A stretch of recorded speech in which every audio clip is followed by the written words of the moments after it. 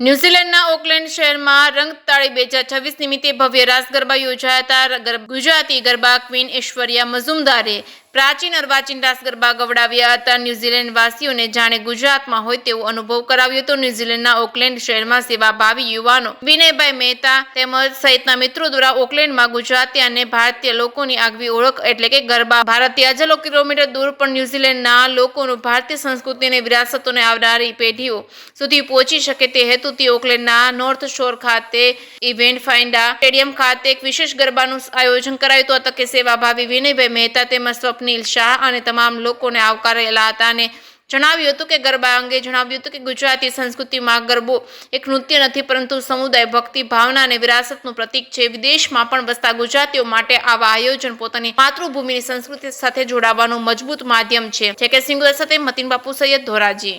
નમસ્કાર, મારું નામ છે ઐશ્વર્યા મઝુમદાર અને આજે આપ સૌની સાથે જોડાવા માટે મને ખૂબ આનંદ થાય છે। જોડાવા બદલ આનંદ થાય છે અને એક ખૂબ સરસ અવસર અમને મળ્યો છે કે ગુજરાતની ધરોહર સમા ગુજરાતના ગરબા એ નવરાત્રિની પહેલાં આપ સૌ સુધી ઓકલેન્ડમાં અમે લાવી શકીએ છીએ અને આપ સૌ એટલો જ અમને પ્રેમ આપો છો, એટલા જ અમને આશીર્વાદ આપો છો અને એવી જ રીતે અમને પણ આવકારો છો। એના માટે સૌથી પહેલાં આપનો આભાર અને ઇન્વિટેશન તો ચોક્કસ આપીશ કે માતાજીની આરાધના કરવા માટે અમારી સાથે ચોક્કસથી જોડાઓ, પણ સાથે સાથે એ પણ કહીશ કે આ સંસ્કૃતિ આપણી જે છે તે દેશ વિદેશમાં લઈ જવાનો અમને જે મોકો મળે છે, એ આનંદ મળે છે, એ આનંદ આપ સૌની સાથે અમને વહેંચવાનો જે વધારે આગળ મોકો મળે છે એના માટે અમે ઈશ્વરના ખૂબ ખૂબ ઋણી છીએ, આપના ઋણી છીએ।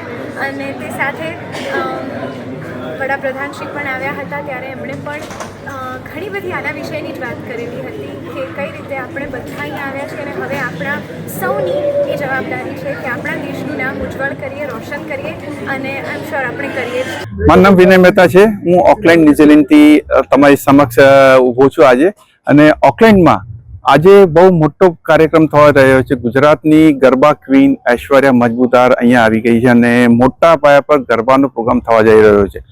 હમણાં જેમ મોદી સાહેબ આવીને AFT જેવી રીતે ઇન્ડિયા અને ન્યુઝીલેન્ડ વચ્ચે ફ્રી ટ્રેડનું FTAનું જે થઈ ગયું છે એના સંદર્ભમાં ગુજરાતની સંસ્કૃતિને આપણે ન્યુઝીલેન્ડમાં કરી રહ્યા છે।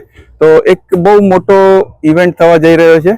તો અમે ઐશ્વર્યા મઝુમદારને અહીંયા ન્યુઝીલેન્ડમાં આવકારીએ છીએ।